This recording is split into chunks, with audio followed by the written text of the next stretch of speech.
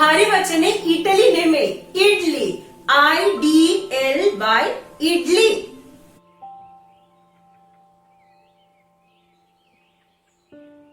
Hi friends, මරු India channel එකේ මගේ වීඩියෝස් දිගටම බලන්න subscribe like share කරාට බොහොම ස්තුතියි.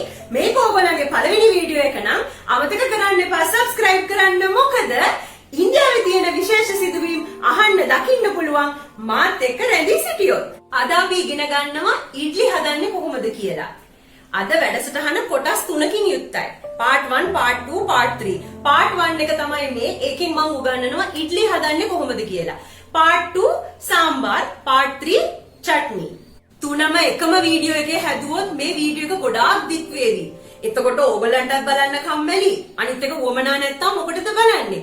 අනිත් ඒ තමයි මට එඩිටින් කරන්න ටිකක් අමාරුයි. ඉතින් කොටස් 3ක් තියෙනවා. ඕගලන්ට අවශ්‍ය විදියට බලන්න පුළුවන්. ඉඩ්ලි කියන්නේ සවුත් ඉන්ඩියන් ඩිෂ් එකක්. සවුත් ඉන්ඩියන් කියලා නැහැ. නෝත් ඉන්ඩියන් පළාත්වල ඉන්න අපි උනත් සතියට දෙතුන් සැරයක් ඉඩ්ලි දෝසා කන එක වරද්දන්නේ නැහැ. හැබැයි බ්‍රෙක්ෆාස්ට් අයිටම් එකක් විදිහට විවිධ පළාත්වල විවිධ පුද්ගලයෝ මේ බැටර් එක හදාගන්න විදිහ වෙනස්.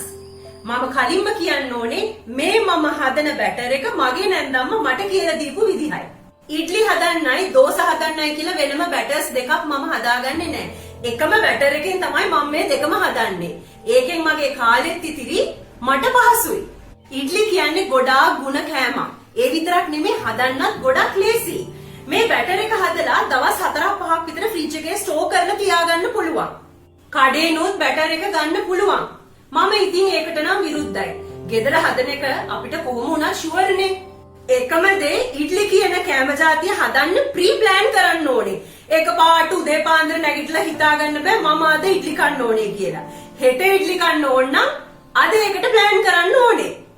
මෙෂර්මන්ට් එක, ග්‍රයින්ඩින් කරන්න දාන වතුර ටික, ෆර්මෙන්ටේෂන් ප්‍රොසෙස් එක. මේ තුන හරියට ඉගෙන ගත්තොත් ඉඩ්ලි හදන එක සිම්පල්. අපි දැන් පටන් ගමු. ඉඩ්ලි හදන්න අමුද්‍රව්‍ය 3යි ඕනේ.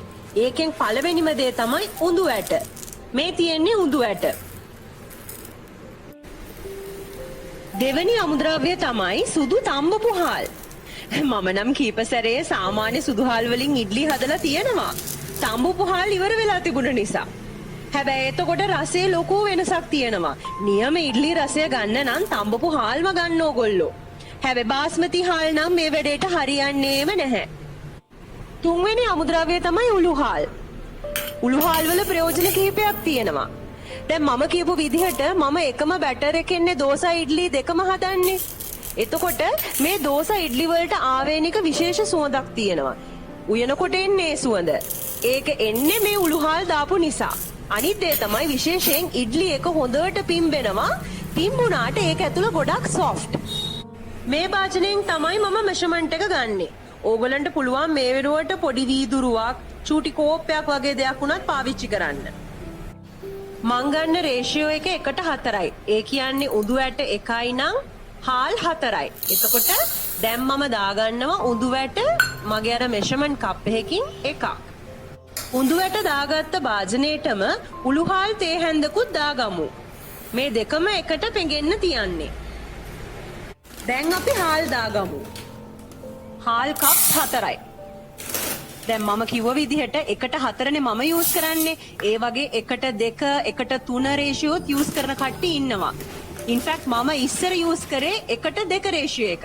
ඒ වුණාට මට දැන් තේරෙනවා 1:4 යූස් කරාම ඒකෙන් හැදෙන ඉඩ්ලි ගොඩාක් සොෆ්ට් අනිත් එක කිරි රසයි කියලා. උඳු වැටයි හාල් එකයි පැය 5ක් විතර පෙඟෙන්න තියන්න ඕනේ දැන්. මම හැමතිස්සෙම උදේ 11ට වගේ තමයි පෙඟෙන්න තියන්නේ. රෑ 7ට විතර ග්‍රයින්ඩ් කරනවා. හැමතිස්සෙම මෙහෙම ප්‍රැක්ටිස් එක වගේ කරනකොට අපිට පැය කීයක් වතුර තියන්න ඕනේද? ෆර්මන්ටේෂන් වලට පැය කීයක් තියන්න ඕනේද කිය මතක් කර කර කවුන්ට් කරන්න ඕනේ පැය ගණන්. ලේසි. දැන් වෙලාව හවස 7යි. උදේ 11ට මේ දෙකම අපි පෙඟෙන්න තිබ්බනේ. ඔන්න දැන් බලන්න හවස තියෙන හැටි. දැන් මම මේක ග්‍රයින්ඩ් කරනවා. ග්‍රයින්ඩ් කරලා සෙට් වෙන්න තියෙනවා හෙට උදේට. හෙට උදේට මට ඉඩ්ලි හදත හැකියි. උඳු ඇට එකේ හාල් එකේ තිබ්බ වතුර ටික පෙරලා මේක වෙන වෙනම දැන් අපි ග්‍රයින්ඩ් කරගන්න ඕනේ. මම බ්ලෙන්ඩර් ජායකට දැන් පළවෙනියෙන්ම දාගත්ත උඳු ඇට ටික. වතුර චුට්ට චුට්ට දාගෙන අපි උඳු ඇට ටික ඉස්සෙල්ලම ග්‍රයින්ඩ් කරගමු. එක සැරේ ගොඩක් වතුර දාගන්න එපා. තප්පර 30ක් විතර උඳු වැට ග්‍රයින්ඩ් කරගත්තා දැන්. වතුර චුට්ටක් දාලා මේ විදිහට කලවම් කරගෙන නැවතත් විනාඩි 3ක් විතර හොඳට පේස්ට් එකක් වෙනකන් ග්‍රයින්ඩ් කරගන්න. පේස්ට් කරගත්ත උඳු වැට ටික මෙන්න මේ විදිහටයි දැන් පේන්න තියෙන්නේ. වතුර වැඩිත් නැහැ අඩුත් නැහැ. දැන් මේ විදිහටම අපි හාල් ටිකත් පේස්ට් එකක් කරගමු බ්ලෙන්ඩර් ජාර් එකට දාගෙන. හාල් ග්‍රයින්ඩ් කරනකොටත් චුට්ට තමයි වතුර එකතු කරගන්න ඕනේ. උඳු වැට පේස්ට් එක තියෙන භාජනයටම මම හාල් පේස්ට් එකක් දැන් දාගන්නවා. පේනව නේද මේ පෝරින් කන්සිස්ටන්සි එක? මේක අනුව ඕගොල්ලන්ට හිතා ගන්න පුළුවන් කොච්චර වතුර දාලාද ඕගොල්ලෝ මේක පේස්ට් කරගන්න ඕනේ කියලා. බලන්න දැන් අර පේස්ට් දෙකම මේ භාජනය ඇතුලේ තියෙන්නේ. කොච්චර ස්මූත්ද කියලා බලන්න. කැට අහු වෙන්නේ නැහැ, කුඩු අහු වෙන්නේ නැහැ. හොඳට අපි කොටාගෙන තියෙන්නේ දැන්. මේ විදිහට දෙකම දැන් හොඳට මික්ස් කරගන්න. මදි පාඩුවක් තියෙනවා නම් වතුර දාගත්තට කමක් නැහැ. හැබැයි වතුර දාගන්නේ පරිස්සමින්. මෙන්න මේ විදිහට thickness එකක් තියෙන්න ඕනේ බැටර් එකේ. වතුර වැඩි වුණොත් ඉඩ්ලි එක පිපෙන්නේ නැහැ. වතුර මදි වුණොත් කන්න වෙන්නේ ගල් ඉඩ්ලි. මේ බැටර් එක පැය 12ක් 14ක් විතර පිපෙන්න තියන්න ඕනේ. දැන් වෙලාව හවස 8යි. හෙට උදේ 6ට අපි බලමු කොහොමද කියලා මේක. එයා ටයිට් භාජනයක් පාවිච්චි කරන්න එපා. යන්තම් පියනකින් වහලා තියන්න. අපි බලමු දැන් හෙට උදේට මේක කොහොම වෙයිද කියලා. Good morning. අපි බලමු අපේ ඉඩ්ලි බැටර් එක දිහා දැන්. බලන්න. තිබ්බ ප්‍රමාණයට වඩා ඩබල් ද සයිස් වෙලා තියෙනවා. දෙගුණයක් විතර උස වෙලා තියෙනවා. ඒ කියන්නේ පිපෙනකොට ප්‍රමාණය පවා වැඩි වෙනවා. මම මේ වතුර දාලා බලන්නේ මේක චෙක් කරන්න ඇත්තටම පිපිලා ඇද්ද කියලා. වතුර ටික ඇබ්සෝබ් කරගන්නේ නැත්තම් උඩ පාවෙනවා වගේ වෙනවනම් ඒ කියන්නේ ඒ බැටර් එක රෙඩි. ඊයේ රෑ 8ට දාපු එක අද උදේ 6 වෙනකොට රෙඩි වෙලා තියෙන්නේ. දැන් අපිට මේකෙන් ඉඩ්ලි හදන්න පුළුවන්. හැන්දක් දාලා බලමුද මේ බැටර් එකේ තත්ත්වය කොහොමද කියලා. ඕගොල්ලන්ට පුදුම හිතෙයි. බලන්න කෑලි කපන්න පුළුවන් සයිස් එකක් නේද තියෙන්නේ. ඊයේ තිබ්බ දියර ගතියකෝ. තව ඕගොල්ලන්ට පේනවද මේ බැටර් එකේ තැනින් තැන හිල් වගේ තියෙනවා. පෙන තියෙනවා. මේ සයින්ස් ඔක්කොගෙම පෙන්눔 කරන්නේ බැටර් එක හොඳට පිපිලා ඉඩ්ලි කරන්න පුළුවන් කියන එකයි. අමාරුම රාජකාරී ටික ඉවරයි. දැන් අපි ලුණු දාගමු. ලුණු දාගත්තට පස්සේ පොඩ වතුර දාගෙන මික්ස් කරගන්න. අර තිබ්බ සිදුරු ගතියයි පෙන ගතියයි නැති වෙනකන් හොඳට මේක මික්ස් කරගන්න ඕනේ දැන්.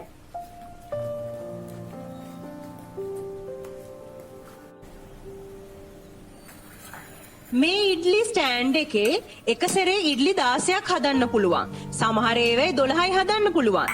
යාළුවනේ මේ ඉඩ්ලි ස්ටෑන්ඩ් එක ඉඩ්ලි ස්ටීමර් එකත් එක්ක ගන්න පුළුවන් ඕගලන්ට වැල්ලවත්ත දෙහිවල පිටකොටුවේ කඩවල් වලින්. වෙනත් රටවල් වල ඉන්න අයට උනත් ඕනෑම ඉන්දියන් කඩේකට ගියොත් මේ ඉඩ්ලි ස්ටීමර් එකයි ප්ලේට්ස් උයි ගන්න පුළුවන්. දැන් මේ ඉඩ්ලි ස්ටෑන්ඩ් එකේ තියෙන ප්ලේට්ස් හතරේම මම හොඳට ඔයිල් වලින් ග්‍රීස් කරගන්නවා. එතකොට ඉඩ්ලි එක මේකට ඇලෙන්නේ නැහැ. ඊසිලි ගලව ගන්න පුළුවන් ඉඩ්ලි එක රෙඩි වුණාට පස්සේ. ඉඩ්ලි ස්ටෑන්ඩ් එක දැන් රෙඩි. ඉඩ්ලි බැටර් එක ඉඩ්ලි මෝල්ඩ්ස් වලට දාගමු. මෝල්ඩ් එක සම්පූර්ණයෙන්ම පිරෙන්න දාගන්න අවශ්‍ය නැහැ. පොඩ්ඩක් විතර ඉතිරි කරගන්න. මොකද ඉඩ්ලි එක හැදෙනකොට පිම්බෙනවනේ. ඒකට ඉඩ තියන්න ඕනේ.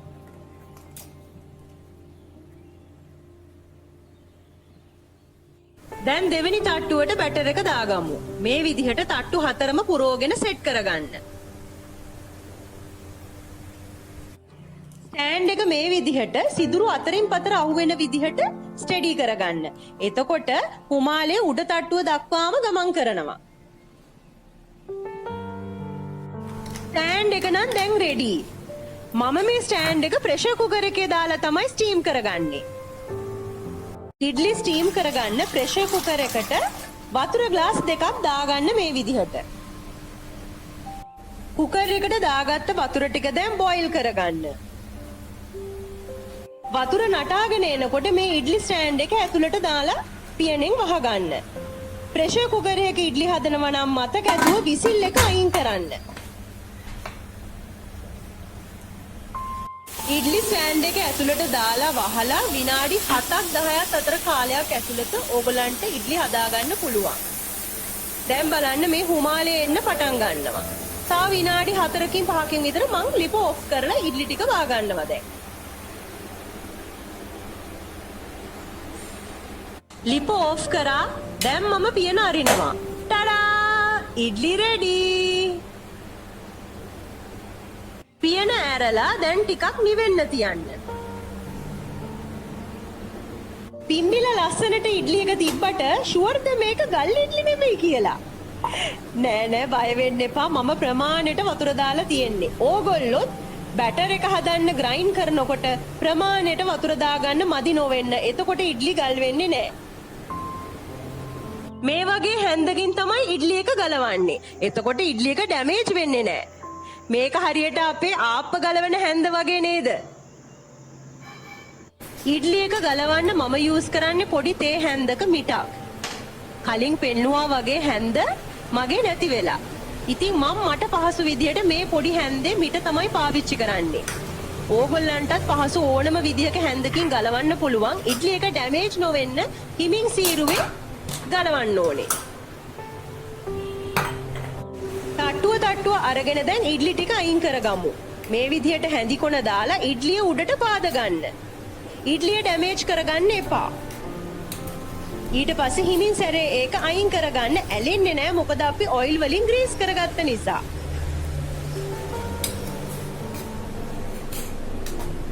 ඉඩ්ලිය ඩැමේජ් උත් නැහැ, ඇලිලත් නැහැ.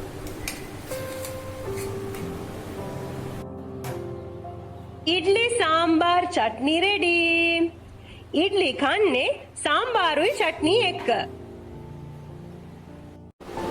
දැන් අපි ඉඩ්ලි කමු. ඉඩ්ලි බත් වගේ අනාගෙන කන්නේ නැහැ. මේ විදිහට ඉඩ්ලි සර්ව් කරගන්න ප්ලේට් එකට. ඊට පස්සේ පොඩි කටෝරි දෙකකට චට්නි වෙනමයි සාම්බාර් වෙනමයි දාගන්න. ඊට පස්සේ ඉඩ්ලි එක කඩලා චූටි කෑලි වලට සාම්බාර් වලයි චට්නි වලයි ඩිප් කරලා තමයි ඉඩ්ලි කන්නේ. මේ සාම්බාරුයි චට්නි හදන විදිහ මම තවත් වීඩියෝ දෙකක කරලා ඇති. මම අද ඒක රිලීස් කරලා තියෙනවා. ඕගලන්ට ඒක බලලා සාම්බාර් චට්නි හදන්න පුළුවන්. සාම්බාර් චට්නි රෙසිපීස් දැක්කහම ඕගලන්ට තේරෙයි මේ තුන හදන්න මෙච්චර අමාරු නැහැ නේද කියලා. එහෙනම් ඉතින් ඕගොල්ලොත් හැම ඉරිදම බ්‍රෙක්ෆාස්ට් වලට ඉඩ්ලි චට්නි දාල් හදාගන්න.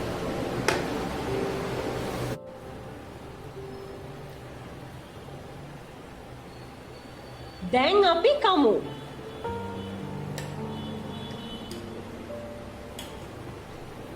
වව්! මරු ඉන්දියාවේ මරු ඉඩ්ලි.